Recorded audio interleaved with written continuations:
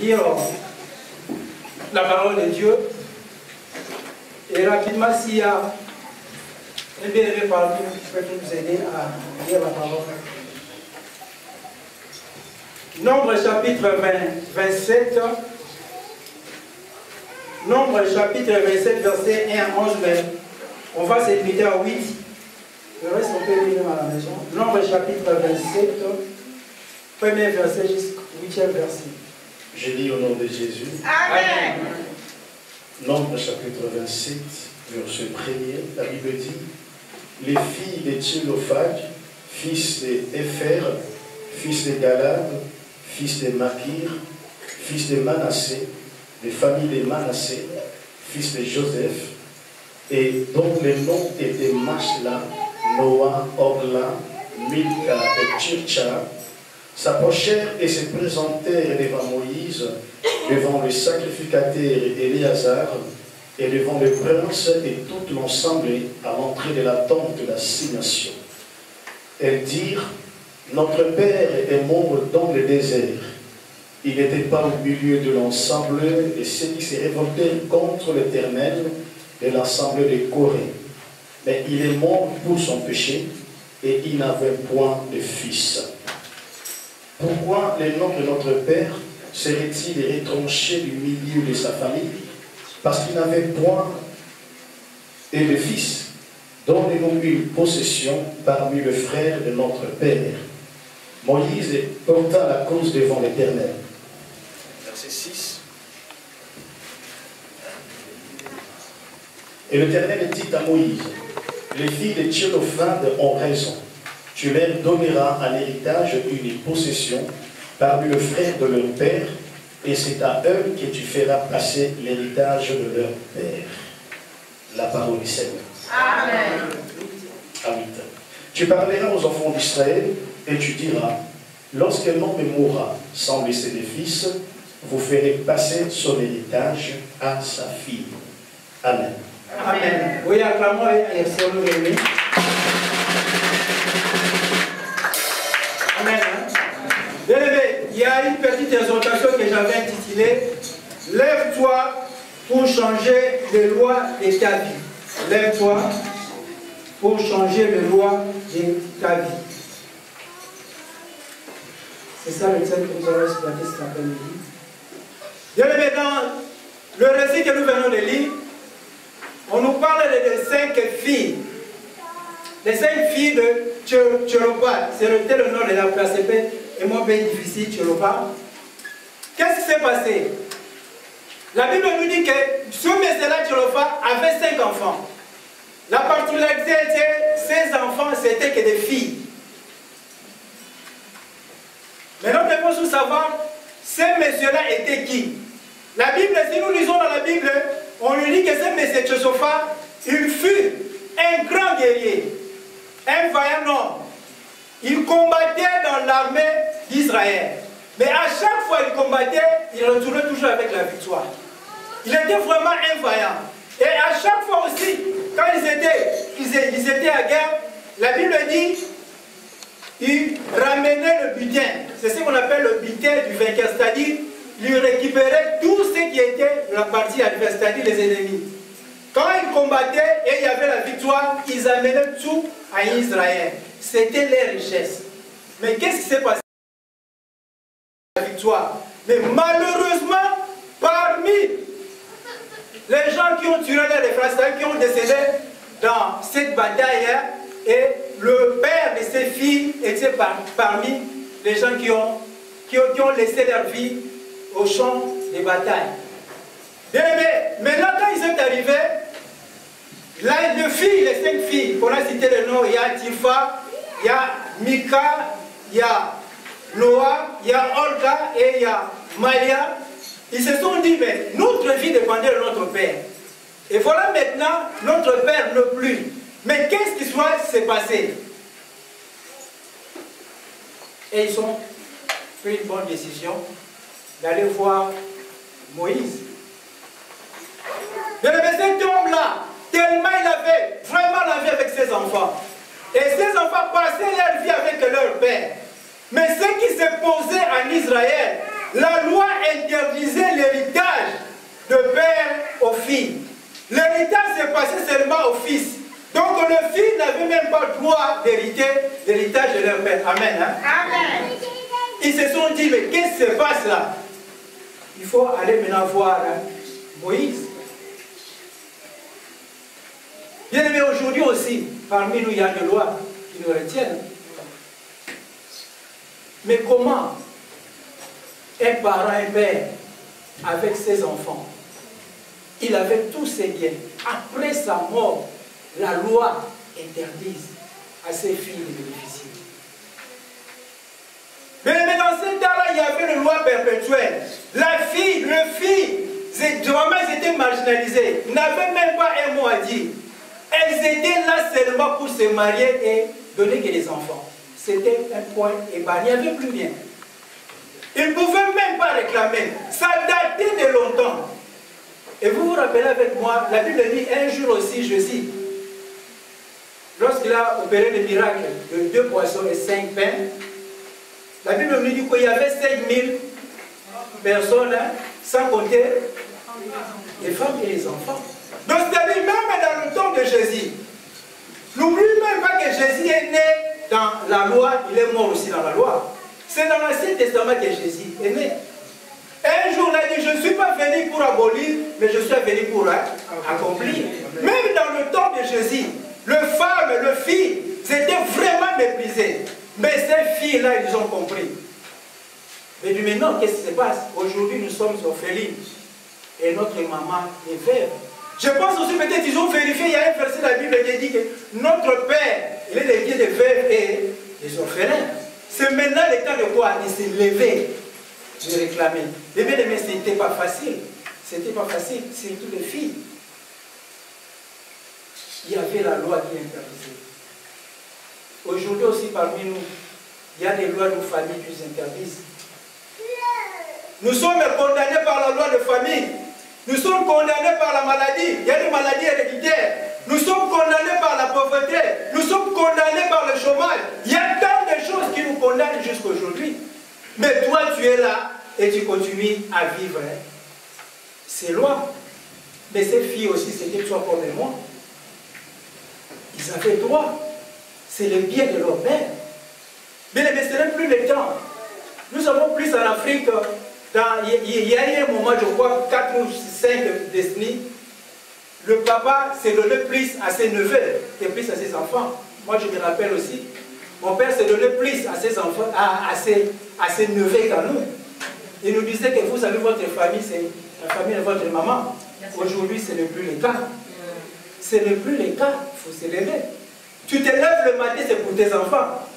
Et les autres viennent, on dit que la charité, bien ne commence par soi-même. Il faut commencer d'abord par toi.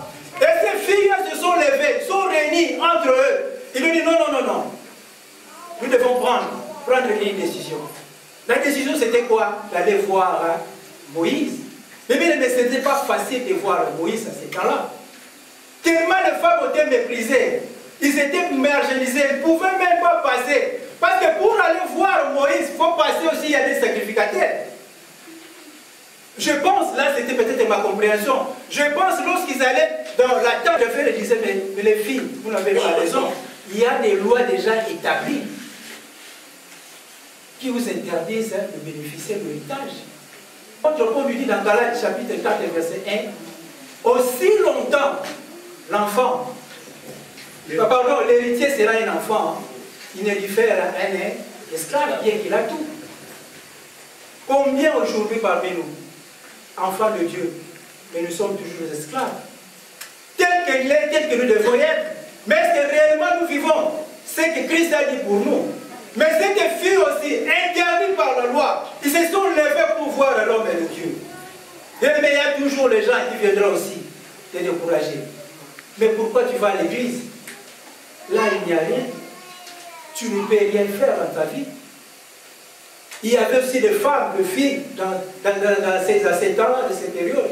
Ils ont passé des années, ils ont perdu leurs parents, ils n'ont même pas bénéficié. Mais ces 5 filles, moi je le dis, sont des filles sages. Ce sont des filles intelligentes. Ils disent non, non, non, on ne peut pas vivre et continuer à souffrir. Notre papa a laissé des richesses. C'est pour nous, c'est qu'il a travaillé pour nous. Et maintenant, nous devons s'élever pour faire quoi? Pour réclamer. La Bible dit quand ils sont arrivés dans le verset 3, chapitre, verset 7 dans le chapitre 3, la Bible déclare: notre père est mort dans le désert. Il n'était pas au milieu de l'assemblée de ceux qui se révoltaient contre l'Éternel, de l'assemblée de Corée. Il est mort pour son péché. Il n'avait point de fils. Pourquoi le nom de notre père serait-il retranché du milieu de sa famille? Parce qu'il n'avait point eu de fils. Donne-lui une possession parmi les frères de nos pères. Ils ont dit les saillies individuels. Même si notre père, il est mort par ses péchés, mais les biens qu'il a laissés, et nous devons nous bénéficier. Son problème là, ce n'est pas nous. Même s'il s'est mal comporté, tout ce qu'il a fait, ça nous importe peu. Notre souci, c'est de récupérer l'héritage de notre père. Bien aimé, tu es là aujourd'hui, tu vas récupérer ce que Dieu avait dit pour toi. Amen. Qu'est-ce que l'Éternel avait dit pour toi? C'est tous nous qui venons de l'Afrique. Il y a déjà des lois établies. On nous a enseigné que nos familles sont déjà vendues par les diables. Bien aimé, si tu ne t'élèves pas, si tu ne prends pas de décision, rien ne changera dans ta vie. Rien. Ils ont compris, et pendant ils ont compris que leur père a laissé quelque chose, il y avait des richesses, ils devaient aller réclamer devant Moïse. Et quand ils sont allés, ils ont dit non, maintenant on va aller voir l'homme de Dieu. Ici, Moïse est l'image aussi de Dieu. Il n'est pas Dieu, mais l'image. Ils sont allés voir Moïse. Ils ont bravé l'interdiction. Ils ont dit non, on va aller voir cet homme. Bien aimé, la Bible dit le monde ne nous enseigne pas. Dans le parlement terrestre, dans nos parlements, là, la France aussi, dans le parlement français, il y a deux choses qui se font là-bas. Un, c'est légiférer, savoir faire des lois. Deux, faire quoi? Modifier la loi. Et ces filles aussi, ils ont porté leur requête chez Moïse. C'est-à-dire, il y a des lois déjà qui se sont établies. On a dit dans ces lois-là, les filles n'ont pas de droit. Mais voilà notre mémo. Moïse, tu dois changer, c'est-à-dire amender. Voilà notre amendement. Voilà notre modification. En fait, que nous bénéficions de ce que notre Père nous a laissé. C'est ça le rôle du Parlement. Ils sont allés devant Moïse. Ils ont réclamé. Nous avons droit. Nous sommes des ayants droit. Tout ce qu'il y avait à notre Père, c'est à nous. Ce n'est pas à nos frères de nos pères pour le bénéficier. Ce qui était plus important, ils cherchaient seulement à pérenniser les noms de leur Père. Est-ce que bien aimé, toi tu cherches à pérenniser le nom du Seigneur dans ta famille? Tu cherches à garder le nom du Seigneur dans ta famille? Tu as ce souci. De génération en génération, les gens qui viennent, qui viendront. Tes petits-enfants, arrière, petits-enfants. Est-ce qu'ils reconnaissaient cette parole de Dieu? Leur souci, c'est de pérenniser les noms de leur papa. Même s'il a...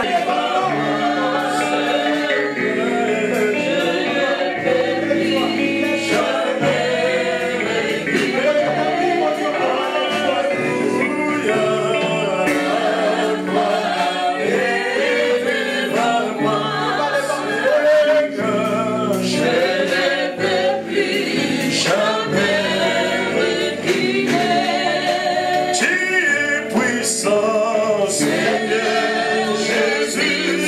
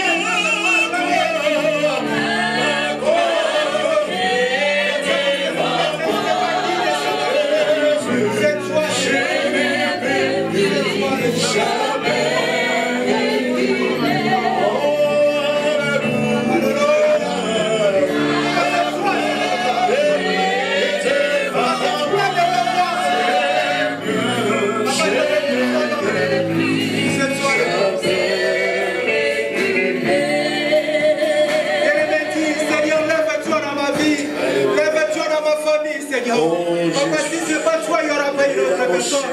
Bien-aimé, prier, commence à dire à Dieu de lever dans ta famille, dans la situation que tu passes. L'éternel intervient devant de Dieu.